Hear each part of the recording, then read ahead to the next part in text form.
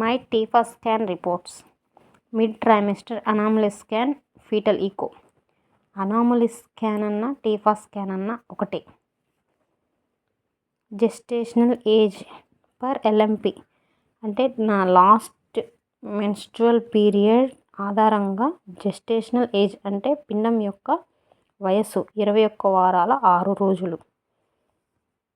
Real time B mode ultrasonography of gravid uterus done.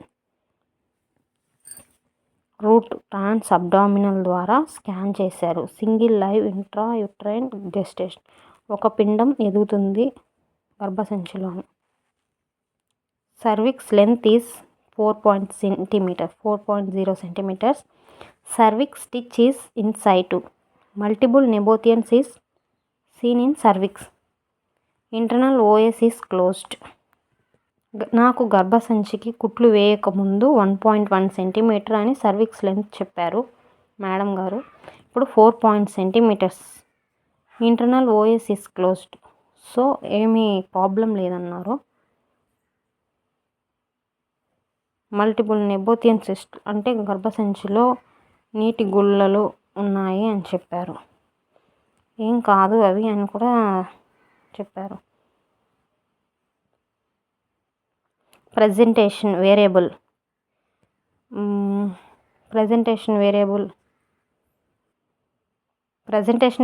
అంటే బిడ్డ తిరుగుతూ ఉంది స్కాన్ చేసేటప్పుడు అని. Placenta posterior upper uterine segment of grade 0 maturity. Posterior అంటే కొంచెం పైకి ఉంది మావి అని. Liquor clear is slightly more for gestational age AFI. AFI అంటే అమ్నియోటిక్ ఫ్లూయిడ్ ఇండెక్స్ 19-20 కొంచెం ఎక్కువ ఉంది అమ్నియోటిక్ ఫ్లూయిడ్ జెస్టేషనల్ ఏజ్ని బట్టి చూస్తే అని చెప్పారు. Umbilical cord fetal activity present, cardiac activity present. ఇది వచ్చేసి తల చుట్టుకొలత. హెడ్ అంతా నార్మల్గా ఉంది. Spine, face, neck, thorax, abdomen, కబ్బు, లిమ్స్ అన్నీ నార్మల్గా ఉన్నాయి వాల్యూస్ అని చెప్పారు. Heart, fetal eco,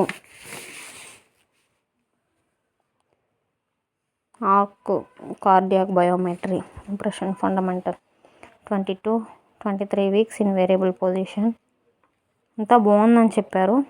growth స్కాన్కి 28-30 weeks లోపల చేయించుకోమన్నారు మేడం గారు. అంతే. My TIFFA scan reports.